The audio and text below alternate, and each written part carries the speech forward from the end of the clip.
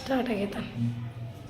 ಇಲ್ಲಿ ನೋಡ್ರಿ ಪ್ರಶ್ನೆ ಏನ್ ಕೊಟ್ಟ ನಮ್ಮ ವೃತ್ತದ ವಿಸ್ತೀರ್ಣ 616 ಚದರ ಸೆಂಟಿಮೀಟರ್ ಆದ್ರೆ ಆ ವೃತ್ತದ ವ್ಯಾಸದ ಅಳತೆಯನ್ನ ಕಂಡುಹಿಡಿ ಅಂತ ಕೇಳಿದ ನಾವು. ಅರ್ಥ ಆಗ್ತಿಲ್ಲ ಅಲ್ವಾ? ಇಲ್ಲಿ ವೃತ್ತದ ವಿಸ್ತೀರ್ಣ 616 ಚದರ ಸೆಂಟಿಮೀಟರ್ ಕೊಟ್ಟನು, ವ್ಯಾಸದ ಅಳತೆ ಕಂಡುಹಿಡಿ ಅಂತ ಕೇಳಿದ. ಹೌದಾ? ಹಾಗಾದ್ರೆ ವ್ಯಾಸದ ಅಳತೆಯನ್ನು ಹೆಂಗ್ ಕಂಡುಹಿಡಿತಾರೆ? ಮೊದಲನೇದಾಗಿ ಏನ್ ಮಾಡ್ಬೇಕು ತಿಳ್ಕೊಬೇಕು ನೀವು. ಇಲ್ಲಿ ವೃತ್ತದ ವಿಸ್ತೀರ್ಣ ಕಂಡುಹಿಡಿಯಕ್ಕೆ ಯಾವ ಸೂತ್ರ ಉಪಯೋಗ ಮಾಡ್ತಾರೆ? 5r². ಹೌದಲ್ಲ? ಈ ವೃತ್ತದ ವಿಸ್ತೀರ್ಣ ಕಂಡುಹಿಡಿಯಕ್ಕೆ ಯಾವ ಸೂತ್ರ ಉಪಯೋಗ ಮಾಡ್ತಾರೆ? 5r².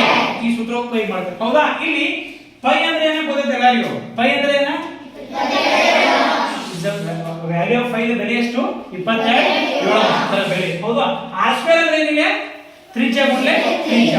ಹೌದು. ಇಲ್ಲಿ ಸಿಂಪಲ್ ಆಗಿ ನಾವು ಏನ್ ಕೊಟ್ಟರೆ ಮೊದಲನೇದಾಗಿ ಅರ್ಥ ನೀವು ಏನ್ ಮಾಡ್ಕೋಬೇಕಾಗಿತ್ತು ಅಂತಂದ್ರೆ ವಿಸ್ತೀರ್ಣ 616 ಚದರ ಸೆಂಟಿಮೀಟರ್ ನಾವು ಕೊಟ್ಟಾರ. ಸೊ ನಾವು ಏನ್ ಮಾಡ್ಕೋಬೇಕು? ತ್ರಿಜ್ಯ ಕಂಡುಹಿಡಿಬೇಕು.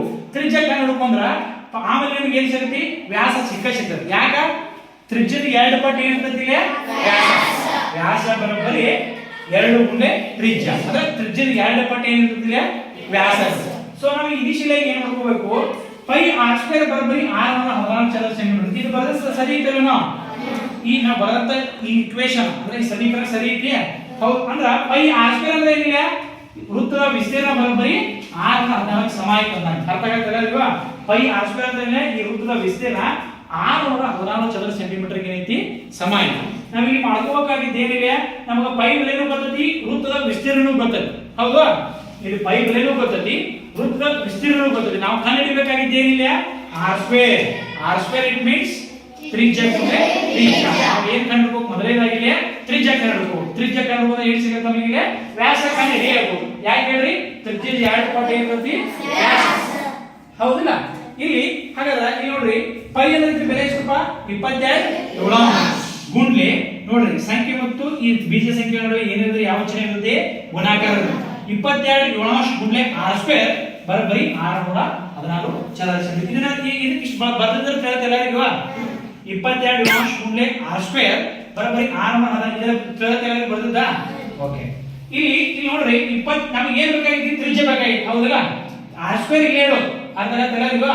ನಮಗೆ ಏನು ಬೇಕಾಗಿತ್ತು? ನಾವು r² ಕಂಡುಹಿಡಬೇಕು. r² it means r into r ಅಂದ್ರೆ ತ್ರಿಜ್ಯ ಗುಣಲೆ ತ್ರಿಜ್ಯ. ನಮಗೆ ಏನು ಬೇಕಾಗಿತ್ತು? ತ್ರಿಜ್ಯ ಬಗ್ಗೆ. ತ್ರಿಜ್ಯ ಇಲ್ಲಿ ಹೇಳೋದು ಈ 22 ವ್ಯಾಸನ ಗುಣಲೆ 22 ವ್ಯಾಸನ ಸಮಚಿಹ್ನೆಯ ಬಲಗಡೆ ಕಳಿಸಬೇಕು. ಸಮಚಿಹ್ನೆಯ ಬಲಗಡೆ ಕಳಿಸಿದಾಗ ಏನಾಗುತ್ತದು? ಭಾಗಲೇ ಆಗುತ್ತೆ. ಸೊ r² ಬರೋಬ್ಬರಿ 616 ಭಾಗಲೇ 22. ಹೌದಾ? ಅದೇ ರೀತಿಯಾಗಿ ನೋಡಿ ಆದ್ದರಿಂದ r² ಬರೋಬ್ಬರಿ 616 ಗುಣಲೆ 7 22 ಅಂದ್ರೆ ಇದೇನಾಗತ್ತೆ? ವ್ಯತ್ಕ್ರಮ ಆಕತ್ತೆ. ಡಿವೈಡೆಡ್ ಬೈ ಇದು ಮಲ್ಟಿಪಲ್ ಆದಾಗ ಏನಾಗತ್ತೆ? ವ್ಯತ್ಕ್ರಮ. ಭಿನ್ನರಾಶಿ ಏನಾಗತ್ತೆ? ಅಂಶ ಇದ್ದು ಛೇದಕ್ಕೆ ಬರುತ್ತೆ, ಛೇದ ಇದ್ದು ಅಂಶಕ್ಕೆ ಬರುತ್ತೆ. ಸೊ r² ಬರೋಬ್ಬರಿ 616 ಗುಣಲೆ 7 22. ಇದನ್ನ ಹೆಂಗ್ ಅರ್ಥ ಮಾಡಿದ್ರಿ? 11 2 22 11 56 616. ಸೊ 2 1 2 22 ಅವಾಗ ಏನ್ ಸಿಗುತ್ತೆ ನಮಗೆ ಇಲ್ಲಿ? ಅಂದ್ರೆ ಕ್ಯಾಲ್ಕುಲೇಷನ್ ಮಾಡಿದ ನಂತರ ಏನ್ ಸಿಗುತ್ತೆ? r² ಬರೋಬ್ಬರಿ 28 ಗುಣಲೆ 7 ಸಿಗುತ್ತೆ. ಹೌದಿಲ್ಲ? r² ಬರೋಬ್ಬರಿ 28 7 ಅಂದ್ರೆ 22 7 ಗುಣಾಕಾರ ಮಾಡೋದು ಎಷ್ಟು ಬರುತ್ತೆ? 196 ಚದರ ಸೆಂಟಿಮೀಟರ್ ಸಿಗ್ತದೆ. ಬಟ್ ಇಲ್ಲಿ ನಮ್ಗೆ ಏನ್ ಬೇಕಾಗಿತ್ತೆ? r ಬೇಕಾಗಿತ್ತು. r² ಅಂತಂದ್ರೆ ಏನ? ತ್ರಿಜ್ಯ ಗುಣಲೆ ತ್ರಿಜ್ಯ. ಅಂದ್ರ ಈ r² ಅಂದ್ರೆ ಏನ? ತ್ರಿಜ್ಯ ಗುಣಲೆ ತ್ರಿಜ್ಯ. ನಮಗೆ ಏನು ಬೇಕಾಗಿತ್ತು? ಓನ್ಲಿ ನಮಗೆ ಎಷ್ಟರ ಬೆಲೆ ಬೇಕಾಗಿತ್ತು? ಒಂದು r ಬೆಲೆ ಅಷ್ಟೇ ಬೇಕಾಗಿತ್ತು. ತ್ರಿಜ್ಯದ ಬೆಲೆ ಅಷ್ಟೇ ಬೇಕಾಗಿತ್ತು. ಅಂದ್ರ ಈ 196ನ ಯಾವ ಒಂದೇ ಸಂಖ್ಯೆನ 2 ಸಲ ಗುಣಿಸಿದ್ರೆ 196 ಬರುತ್ತೆ ಅಂತ ನೋಡ್ಕೋಬಹುದು. ಅರ್ಥ ಆಗತ್ತಾ? ಅಂದ್ರ ಈ r² ಇದ್ದು r ದಾಗ ಕನ್ವರ್ಟ್ ಮಾಡಬೇಕಾಗತ್ತೆ. ಈ ಸಮಚಿಹ್ನೆ ಇದ್ದಾಗ ಏನಾಗತ್ತೆ? ವರ್ಗಮೂಲ ಆಗುತ್ತೆ. ಹೌದು?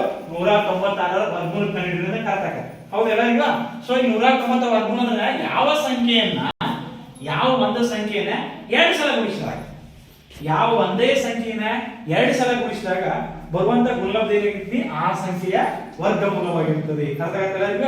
ಸೊ ನಮಗೆ 14 ಗುಣ 14 196 ಬರುತ್ತೆ. ನಮಗೆ ಏನು ಬೇಕಾಗಿತ್ತಿಲ್ಲ? ಓನ್ಲಿ r ಅಷ್ಟೇ ಬೇಕು. ಸೊ ಒಂದು r ಹೊರ ತಗೊಂಡ್ಬಿಡ್ರಿ. ಒಂದು r ಹೊರತದ ಏನು ಉಳಿತಿಲ್ಲ? 14 ಸೆಂಟಿಮೀಟರ್ ಉಳಿತಿಲ್ಲ. ಹೌದಾ? ಸೊ r ಬರೋಬ್ಬರಿ ಏನು ಸಿಕ್ತು ನಮಗೆ? 14 ಸೆಂಟಿಮೀಟರ್. ಈ ವರ್ಗಮೂಲ ಹೆಂಗ್ ನಮಗೆ ಹೇಳಿದಲ್ಲ? ಹೌದಲ್ಲ?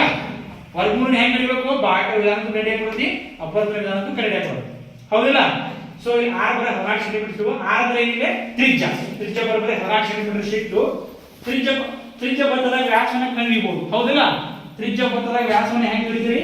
ವ್ಯಾಸ ಬರೋಬ್ಬರಿ 2 ಗುಣಲೆ ತ್ರಿಜ್ಯ. ವ್ಯಾಸ ಬರೋಬ್ಬರಿ 2 ಗುಂಡ್ಲೆ ತ್ರಿಜ್ಯ ಹೌದಲ್ಲ. ಸೊ 2 ಗುಂಡ್ಲೆ ತ್ರಿಜ್ಯ ಎಷ್ಟೈತಿ 14